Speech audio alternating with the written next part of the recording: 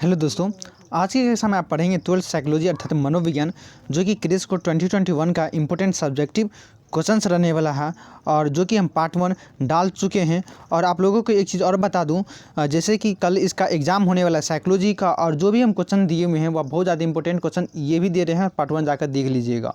और हम टेलीग्राम पे उसका आज हम डाल दिए हैं, जो कि इंपॉर्टेंट क्वेश्चन अलग से पार्ट 1 पार्ट 2 जो कि 2020 में जो करवाए थे वह भी इंपॉर्टेंट आपके लिए, ठीक ना। तो वह सब देख ही लीजिएगा। और एक चीज़ और आपको बता दूं कि उसका पीडीएफ भी हम दे रहे हैं और अलग से क्वेश्चन हम डाले हुए हैं टेलीग्राम पे। तो टोटल क्वेश्चन हम साइकोलॉजी का जैसे कल एग्जाम होने वाला उसका सभी क्वेश्चन डाल चुके हैं।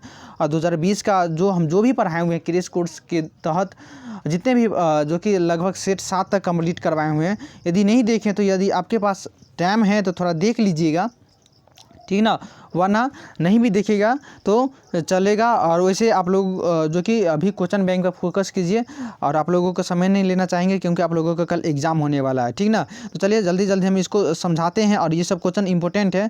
पहला क्वेश्चन है जो कि प्रभावशाली बच्चों की कुछ प्रमुख विशेषताओं को लिखिए, ठीक ना। देखिए इसमें बोल रहा है प्रभावशाली बच्चा, कैसा बच्चा बोल रहा है, तो प्रभावशाली जो कि ब्रिलियंट स्टूडेंट के बारे में बोल रहा है। तो उसका प्रमुख विशेषता बताइए। तो ये सब अपना मन से लिखिए देंगे कि वह क्या होता है, किस प्रकार से मतलब जो प्रभावशाली होता है, ब्रिलियंट स्टूडेंट होता है, या किस प्रकार से होता है ना। कहने का अर्थ है कि वह बच्चा कि जैसे कि यहाँ पे जैसे हम दिए में प्रभावशाली बच्चों की कुछ प्रमुख विशेषता निम्नलिखित है, और आप लोग वहाँ एग्जाम में लिखते हैं तो उसका थोड़ा फ्रेश राइटिंग लिखिए। जहाँ 50 वर्ड में आपको बोल रहा है तो वहाँ आप 70 वर्ड में लिखिए, ठीक ना। वर्ड जितना इस सब में क्या होता है थोड़ा अच्छे तरीके से लिखिएगा और थोड़ा उसको बढ़ा के लिखिएगा तो नंबर ज़्यादा देता है। हम ये बिहार बोर्ड का ये रूल ही है। कितना करेक्ट आंसर दे दीजिए और थोड़ा 50 वर्ड की जगह 35 वर्ड में ख़त्म कर दिए, लेकिन दूसरे बोर्ड में 35 वर्ड में ख़त्म कर दिए और अच्छा करेक्ट आंसर लिखें तो उसमें 5 में 5 नंबर देगा। लेकिन आप कितना अच्छा से लिख दीजिएगा और तो इसमें बिहार बोर्ड में नहीं देने वाला। जब तक मूर्ख बच्चा होता है वह 50 के बदला 100 वर्ड लिख देता है उसको, लेकिन 5 जो कि गलत ही लिख दिया लेकिन उसको 5 नंबर मिलेगा, लेकिन आपको नहीं मिलेगा। ऐसा रूल है। तो आप लोग प्लीज़ देख लीजिएगा, ठीक ना, और थोड़ा अच्छे तरीके से लिखिएगा। और हम कहने का यहाँ पे बोल रहे हैं कि आप लोग पॉइंट में लिखिएगा। जैसे कि हम यहाँ पे पॉइंट बना कर दिए, पॉइंट देने पर होता है टीचर देखता है हाँ भाई पॉइंट बना कर दिया हुआ है तो नंबर अपना यहाँ पर 1 पॉइंट 2 पॉइंट 3 पॉइंट ऐसे रहता है तो नंबर दे देता है। 3 मार्क्स वाला में कम से कम 3 पॉइंट तो ज़रूर बनाना है, ज़्यादा से ज़्यादा 5 पॉइंट बना दीजिए। चलिए हम समझाते हैं। देखिए प्रभावशाली बच्चे का जो प्रमुख विशेषता है उसको बोल रहा है। तो यहाँ पर हम पॉइंट दे दिए और पहला पॉइंट इसमें दिए हुए हैं कि उन्नत तार्किक चिंतन। देखिए आप उन्नत, ये बात थोड़ा हार्ड हो गया तो उसको नहीं लिखिए, उसको जो यहाँ पर लिखिए प्रभावशाली बच्चे में जो कि चिंतन करने की, सोचने समझने की क्षमता अधिक होती है। पॉइंट हुआ कि नहीं। हम इसी में लिखिए उन्नत तार्किक चिंतन या प्रश्न करने की प्रवृत्ति तीव्र होती है अर्थात तेज होती है प्रश्न करने की, तथा समस्या समाधान की अधिक योग्यता होती है। कोई भी समस्या को सॉल्व जल्दी से कर पाते हैं ना प्रभावशाली बच्चा। देखिए तो इसको यहाँ पे आप 3 पॉइंट बना सकते हैं लेकिन हम एक ही में लिख दिए हुए हैं। दूसरा है इसमें सूचना प्रक्रम की उच्च गति, कोई भी इन्फॉर्मेशन जल्दी से अपने अंदर ऑब्जर्व कर लेता है और जो कि उसके अधिक जो कि सूचना प्रक्रम करने की अर्थात पाने की क्षमता बहुत उच्च होती है, उच्च गति से करता है। थर्ड है कि सामान्यीकरण तथा विभेदन करने की श्रेष्ठ योग्यता होती है। कोई भी बात उसको जैसे बोलने की जो क्रियाकलाप होता है किस शैली से बोला जाए, या कहने का है मतलब कि किस प्रकार से बोला जाए, लोगों को आकर्षित करने की क्षमता होती है ना। तो ये सब प्रभावशाली बच्चे का कुछ होता जो कि क्वालिटी होता है। 4th नंबर पॉइंट है मौलिक तथा सृजनात्मक चिंतन तथा उच्च स्तर। मौलिक मतलब गुण, अपने उसके पास क्या कहते हैं आचरण, और किसी बड़े से कैसे बात करना है, छोटे से कैसे बात करना है, अपनी एज के बराबर कैसे बात करना है, किसको किस प्रकार से आदर सम्मान करना है ना। समझ रहे हैं बात को। तो ये मौलिक जो गुण होता है उसको जो बच्चे में जो कि ब्रिलियंट स्टूडेंट प्रभावशाली बच्चा उसमें अधिक होती है। 5वां जो कि पॉइंट दिए हुए हैं कि अंतर्भूत अभिप्रेरणा तथा आत्मसम्मान उच्च होता है। अपने जो कि आत्मसम्मान जो अपने आप को जो कि आत्मसम्मान यहाँ पर समझ ही रहे हैं उसको, अभिप्रेरणा को देखकर सीखने की क्षमता या ये सब होता है अभिप्रेरणा। तो ये सब उच्च होती है। 6 पॉइंट है स्वतंत्र एवं अनुरूप प्रकार की चिंतन, ठीक ना, अलग अलग प्रकार की चिंतन, सोचने समझने की क्षमता होती है, स्वतंत्र रूप से सोचता है। 7वां पॉइंट है कि लंबी अवधि तक अकेला रहकर अध्ययन करने की वरीयता, जो कि लंबी समय तक जो कि अकेला रहकर पढ़ने की क्षमता होती है। बहुत सारे लंबी समय तक रहकर काम करने की क्षमता होती है ना। तो बहुत सारे पॉइंट होता है, तो आप उसमें पॉइंट तो यहाँ पे लिख दीजिएगा। तो इसको नहीं रटिए, आप लोग रटिए मत, ठीक ना। जो हम समझा रहे हैं उसको समझिए। चलते हैं सेकेंड नंबर क्वेश्चन, सामूहिक अचेतन क्या होता है। देखिए, जो कि चेतन के यहाँ पे 3 प्रकार का होता है, लेकिन इसमें चेतन में एक सामूहिक चेतन होता है, अलग अलग चेतन होता है, ठीक ना, जिसको यूंग ने दिया था, जो चेतन दिया था यूंग ने दिया था, और उसमें एक सामूहिक चेतन है। तो वह सामूहिक चेतन क्या होता है, सिंपल सी बात है। क्या, देखिए, सामूहिक अचेतन युंग द्वारा प्रस्तावित एक महत्वपूर्ण संप्रदाय है। ये लिखिए या ना लिखिए, लेकिन आप किसी भी मनोवैज्ञानिक का नाम लिख देते तो पता, जो कि कॉपी चेक एग्जामिनर होता है तो सोचता है कि हाँ बच्चा ये ब्रिलियंट है। यहाँ पे एग्जामिनर इसको जो मनोवैज्ञानिक उसका नाम तक याद है तो उसका आंसर भी करेक्ट देगा। तो ये एग्जामिनर सोचता है। तो कोशिश कीजिएगा याद नाम रखें, ठीक ना, मनोवैज्ञानिकों सबका नाम याद रखें, कोशिश कीजिएगा जहाँ तक हो। तो यहाँ पे देखिए, सामूहिक अचेतन क्या है। सामूहिक अचेतन युंग द्वारा प्रस्तावित एक महत्वपूर्ण है, जो कि संप्रदाय है। यहाँ पर सामूहिक अचेतन युंग द्वारा दिया गया एक प्रस्ताव है या कथन है। सामूहिक अचेतन पूरे मानव जाति की अनुभूति है, जो हम लोगों में से प्रत्येक को अपने पूर्वजों से प्राप्त होता है। यहाँ पे बोला सामूहिक अचेतन क्या है कि जो कि पूरे मानव जाति, देखिए पूरा मानव जाति की बात बोल रहा है, ठीक ना। तो ये सब जो कि अपने एक तरह रूढ़िवाद जानते हैं, जो कि आपके बुजुर्गों से आपके अंदर आता है रूढ़िवाद, ठीक ना। तो वही सामूहिक अचेतन हुआ, समझ रहे हैं। तो ये जो कि अपने पूर्वजों से प्राप्त होता है, यहाँ पर आप समझ जाएंगे आप कि ऐसी अनुभूतियाँ आदि रूप में संचित होती हैं। जैसे कि यहाँ पर सूर्य को देवता मानकर पूजा करना, जो कि अपने पूर्वज से लेते हैं। रोज़ सुबह उठकर पूजा पाठ करना, जो कि स्नान करना, या अलग अलग, ये सब कहाँ से आप देखते हैं, पूर्वज से, अपने बड़े से सीखते हैं ना। या पूर्वज जैसा मान्यता आपके घर में, आपके सोसाइटी में बना कर रखे हैं, या जैसे मान लीजिए अपने देशी की बात करें तो जो पूर्वजों लोग जैसा करते आ रहे हैं वैसा कुछ रीति रिवाज है। या अपने घर में देख लीजिए, कुछ आपके अलग रीति रिवाज हैं, अलग घर का अलग रीति रिवाज होता है। तो आपके जो पूर्वज जो करते आए हैं उसको आप करते हैं, वही सामूहिक अचेतन हो गया ना। समझ गए बात को। तो इस प्रकार तो यहाँ पे लिख दीजिएगा। और यहाँ पे देखिए, इस सब को सामूहिक, यहाँ पे आपके समुदाय में ना, इस सब का वर्ड जो कि वर्ड होता है अर्थात शब्द होता है, उसको तोड़ मोड़ कर बोल, जो कि उसको समझिएगा, उसका आंसर दीजिए। नहीं भी आएगा फिर भी दीजिए, समझ रहे हैं। देखिए, आप यहाँ पर द्वंद्व और कुंठा को समझिए। आपको पूछ दे द्वंद्व क्या है या कुंठा क्या, तो यहाँ 2 प्रश्न आ जाएगा। या कुंठा एवं द्वंद्व में अंतर स्पष्ट कीजिए, तो यहाँ भी प्रश्न आ जाएगा। इसलिए हम ये सब क्वेश्चन को, थोड़ा इंपॉर्टेंट है, ये सब एग्जाम में भी आया हुआ है, जितने भी क्वेश्चन दिए हुए सब एग्जाम में आया हुआ है। तो इसको देख लेते हैं तो बहुत अच्छा। हम जितने भी लगभग 2 सेट 2020 वाला में करवाए हैं तो उसको देख लीजिए, और 2 इस बार एक करवा दिए हैं, और ये अभी है दूसरा वाला, तो इसको देख लेते हैं। तो यहाँ पर सब्जेक्टिव तो यहाँ पर हो ही जाएगा। ऑब्जेक्टिव के लिए 2020 और 21 का जो क्रेश कोर्स करवाए हुए हैं, 2020 का और 21 का जो वीडियो डाले हुए पूरा देख लीजिएगा, एग्जाम में अच्छा आएगा, ठीक ना। उससे आप लोगों का साइकोलॉजी क्वेश्चन बहुत ही सिंपल इस बार पूछेगा। क्योंकि जो कि एक सब्जेक्ट हार्ड पूछ दिया है आप लोगों का, इसलिए आप सिंपल ही पूछेगा। चलिए, द्वंद्व एवं कुंठा क्या है। देखिए, द्वंद्व क्या होता है। तो द्वंद्व हम समझाते, पहले इसको यहाँ पे आंसर बता देते, उसके बाद अपने मन से समझाएंगे, वैसे आप लोग समझ ही जाइएगा। द्वंद्व क्या होता है कि द्वंद्व एक दूसरा कारण, देखिए द्वंद्व का एक दूसरा कारण किसी पक्ष का यह विश्वास होता है कि वह एक पक्ष दूसरे से बेहतर है। और मान लीजिए आप और एक दोस्त आपके, ठीक ना, आप समझते हैं कि हम अपने दोस्त से ज़्यादा इंटेलिजेंट है, ब्रिलियंट है, लेकिन आपके जो दोस्त है वह समझते हैं कि आपसे हम इंटेलिजेंट है, तो दोनों में मतभेद होता रहता है, तो द्वंद्व हुआ, समझ गए। वे जो कुछ कह रहे हैं या उसे होना चाहिए, अर्थात तो कहने का अर्थ, आप समझते अपने दोस्त से हम ब्रिलियंट है, और लेकिन वहाँ आप बोल रहे हैं अपने दोस्त को कि भाई ये करो तो ये होगा, लेकिन आपके दोस्त वह नहीं मान रहा है, तो आपके दोनों बीच में मतभेद हो जाएगा, द्वंद्व की भावना आ जाएगा। समझ गए द्वंद्व।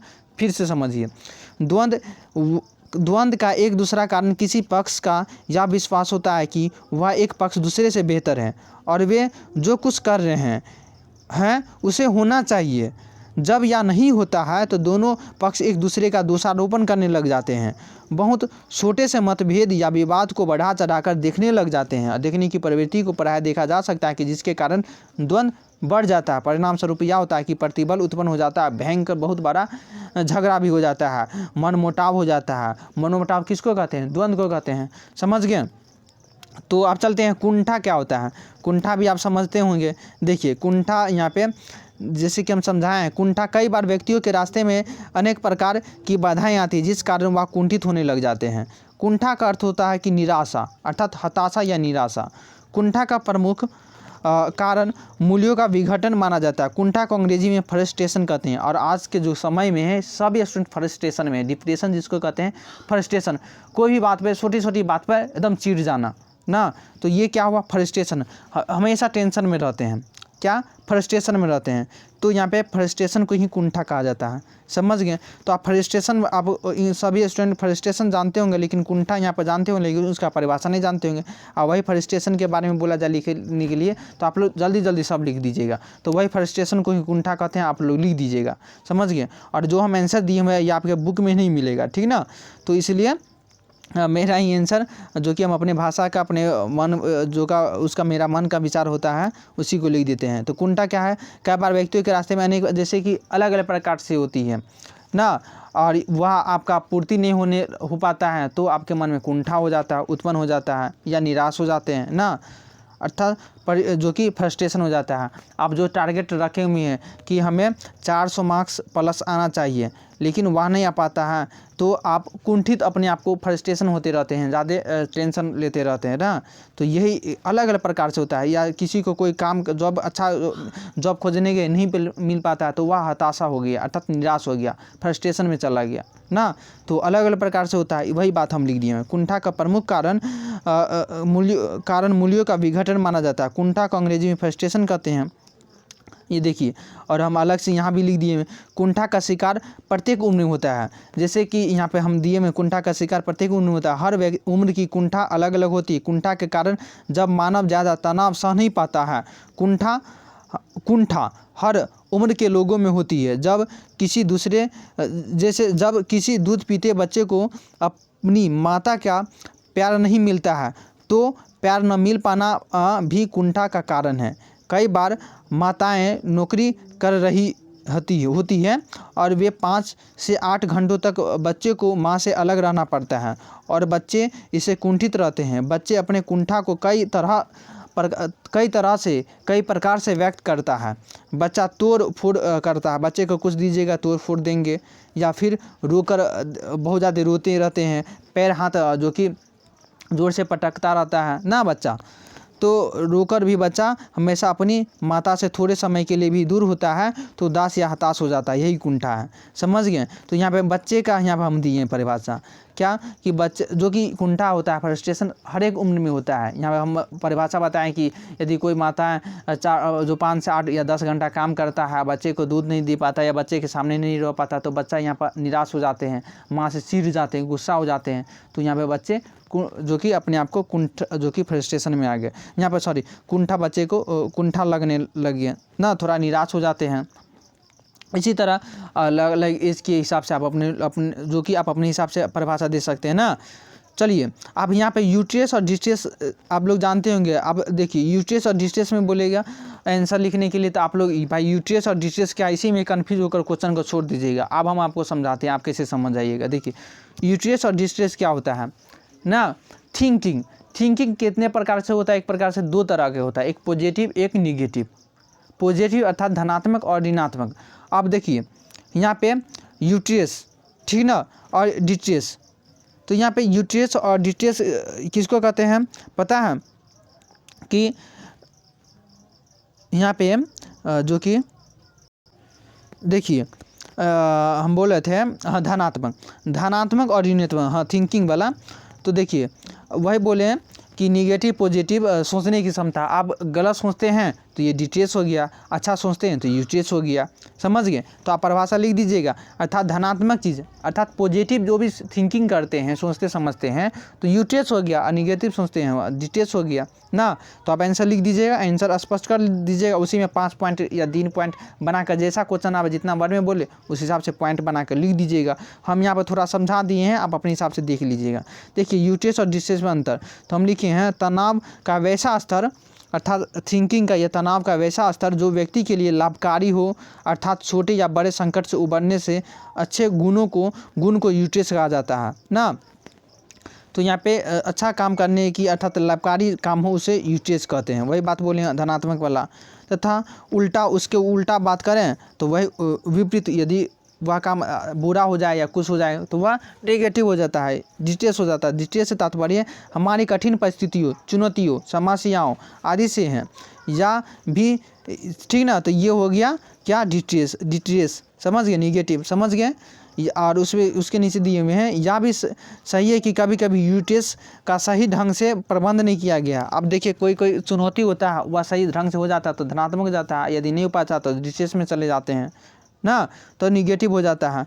इसकी जो कि डिट्रेस में बदल जाते हैं। देखिए स्ट्रेस होता है ना, स्ट्रेस दो प्रकार से, यहाँ पर स्ट्रेस दो प्रकार का होता है, यूट्रेस और डिट्रेस। स्ट्रेस क्या होता है, टेंशन, चिंता ना। तो यहाँ पे वही टेंशन, चिंता जिसको तनाव कहते हैं। स्ट्रेस मतलब तनाव दो प्रकार के, यूट्रेस और डिट्रेस, धनात्मक और ऋणात्मक होते हैं, वही बात को लिख देना है। इतना अच्छा से समझाते हैं फिर भी आप लोगों को नहीं समझ में आता है।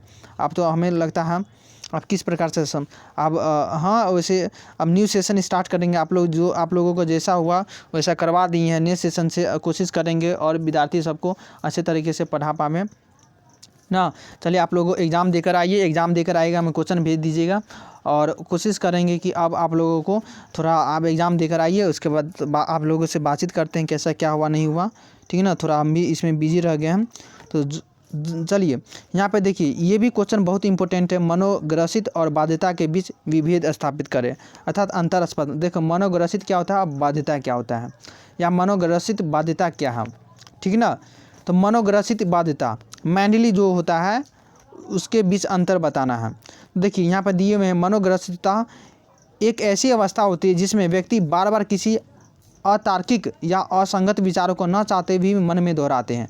आप मन में उस बात को न लाते हुए फिर भी आ जाता है, तो यहाँ पे मनोग्रसित होता है।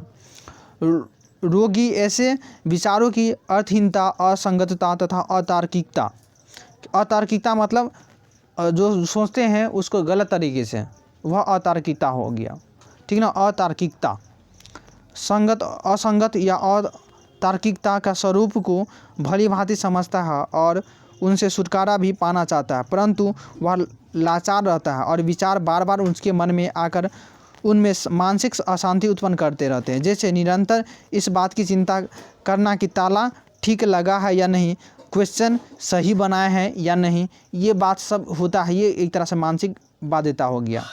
आप समझ गए, यहाँ पे एग्जाम्पल जैसे हम समझाएं आप एग्जाम्पल से समझ गए होंगे। देखिए मनोग्रसित बाध्यता क्या होता है कि आपके मन में तरह तरह की बात आना, ठीक ना।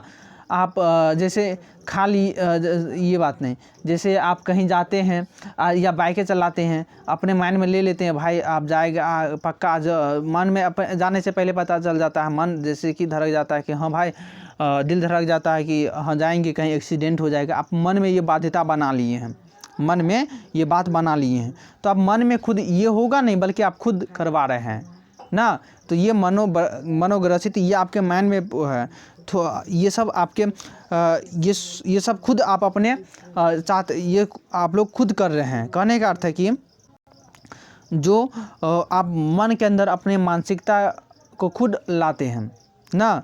तो यहाँ पे ये हो गया मनोग्रसित बाध्यता, अर्थात मेंटली कुछ प्रॉब्लम नहीं होता है, जैसे बोलता है पागल हो गया, तो उसी हिसाब से होता है ना।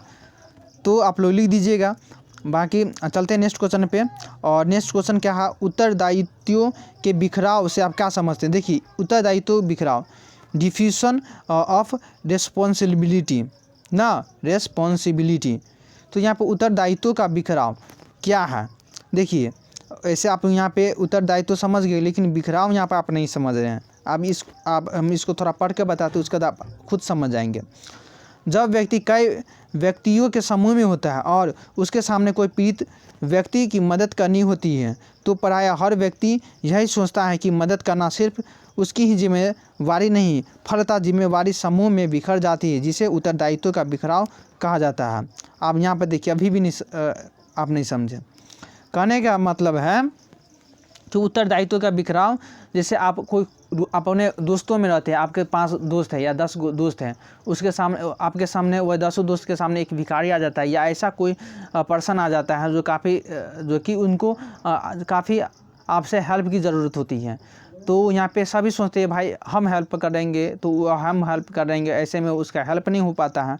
तो यहाँ पे आपका उत्तरदायित्व तो होता है, आप जिस ग्रुप में रहते हैं तो सभी जिसके पास जितना हो सके या जिस हिसाब से हो सके उसको हेल्प करना ना। अब वहाँ पर आप नहीं कर पाते हैं तो ये आपको उत्तरदायित्व का बिखराव का एक तरह से कहलाता है। तो वही बात हो गया, उत्तरदायित्व का बिखराव। देखिए ये क्वेश्चन साइकोलॉजी का क्वेश्चन है ना, ये आपको समझना पड़ेगा। ये कोई जैसे हम जितने भी क्वेश्चन करवाए हैं उसको आप ही बताइए, ये क्या ये रटने वाला है? नहीं ना रटने वाला है। तो आप यहाँ पर खुद रटने चाहते हैं तो आप उसको समझते नहीं, उसको समझिएगा तो सब साइकोलॉजी क्या है, मन से आपको कितना बार बोलें भाई, मन से पढ़िए, मन से समझिए, सब क्वेश्चन सॉल्व हो जाएगा। आप लोग खुद अपने आप को प्रेशर बना लिए हैं कि नहीं याद होता है, नहीं समझ पाते हैं। ये आप लोगों में एक तरह से मानसिकता जो कि बैठ गया है, बोले ना मनोग्रसित बाध्यता, ये आप लोग खुद बना चुके हैं, जिस कारण से होता है। आप माइंड को अच्छा पॉजिटिव बना कर रखिए तो अच्छा होगा ना। तो आप स्ट्रेस अपने आप को पाल कर रख लिए हैं, जिस कारण से ऐसा होता है। अभी जो हम 6 क्वेश्चन समझाएं, 6 क्वेश्चन में से किसको नहीं समझ में आया बताइए? सबको समझ में आया होगा, ऐसा समझाए हैं। तो यही बात होता है, और इसको आपको रटना नहीं पड़ेगा। तो आप एग्ज़ाम में जाइएगा, इसी हिसाब से सॉल्व कीजिएगा, ठीक ना। और जो ऐसा भी क्वेश्चन आए उस क्वेश्चन को थोड़ा उसको तोड़ मोड़ कर समझने की कोशिश कीजिएगा, उसके बाद अपने आप समझ जाइएगा। और जो आप समझ गए वही उसका आंसर हो गया, ठीक है ना। आप उसमें अपने अंदर मनोबाध्यता मत बना लीजिएगा, हाँ आप कहीं गलत हो जाए। जो आप समझे वही उसका आंसर हो जाएगा, ठीक। तो वैसे करके जाइए। आप लोगों को बहुत अच्छी बात है। और इसका PDF अभी टेलीग्राम पर जस्ट डाल देते हैं, और कुछ अपने दोस्तों को भी शेयर कीजिए ताकि उनको फ़ायदा हो जाए। और जैसे आप तनाव में थे, डिप्रेशन में थे, स्ट्रेस में थे, उसी तरह आपके दोस्त भी स्ट्रेस में हैं, तो इसका लिंक टेलीग्राम जो कि नीचे दिया हुआ है, ठीक है ना। नीचे डिस्क्रिप्शन में दिया, इंस्टा पर जो कि कोई भी बात होता है, फेसबुक पर कोई भी बात होता है तो इस पर जुड़ जाए। बिहार बोर्ड से लेटेस्ट न्यूज़ इस पर पढ़ सकते हैं। इसको फॉलो कीजिए, नहीं कीजिए चलेगा, लेकिन तीनों आपके लिए, इस पर जुड़ जाइए, ठीक ना। और सभी जगह शेयर कर दीजिएगा। और एग्ज़ाम चाहिए हमें क्वेश्चन ज़रूर भेज दीजिएगा इसका, ताकि हम आंसर की देंगे, सॉल्यूशन करके आप लोगों को देंगे, ठीक ना। तो आप लोगों को बेस्ट ऑफ लक, ठीक ना। हम किसी तरह आप लोगों को टाइम निकाल कर पढ़ा दिए हैं। और आप लोग बोले थे क्वेश्चन बैंक को सॉल्व करने के लिए, तो हम क्वेश्चन बैंक को सॉल्व पहले कर चुके हैं, जो कि वीडियो आपको टेलीग्राम पर डाल दिए हैं, ठीक ना। क्योंकि सभी स्टूडेंट बोले क्वेश्चन बैंक में सबका आंसर गलत है, तो हम उसको सॉल्व कर दिए हैं। जाकर टेलीग्राम पर देखिए, या 2020 का जो कि है 2020 साइकोलॉजी 2020 करके प्लेलिस्ट बना हुआ, उसमें जाकर देखिए, ठीक ना। उसमें आपको मिल जाएगा जो कि मोस्ट इम्पोर्टेंट वाला करके रहेगा, तो उसको जाकर देख लीजिएगा। और बाकी टेलीग्राम पर हम सभी चीज़ डाल देते हैं, उस पर जाकर आप लोग जुड़ जाइए। आप लोग खुद गलती करते हैं कि टेलीग्राम पर हमसे नहीं जुड़े पाए हैं, फालतू का व्हाट्सएप पर जाते हैं, व्हाट्सएप पर हम एक्टिव नहीं रहते जितना टेलीग्राम पर एक्टिव रहते हैं। चलिए, धन्यवाद।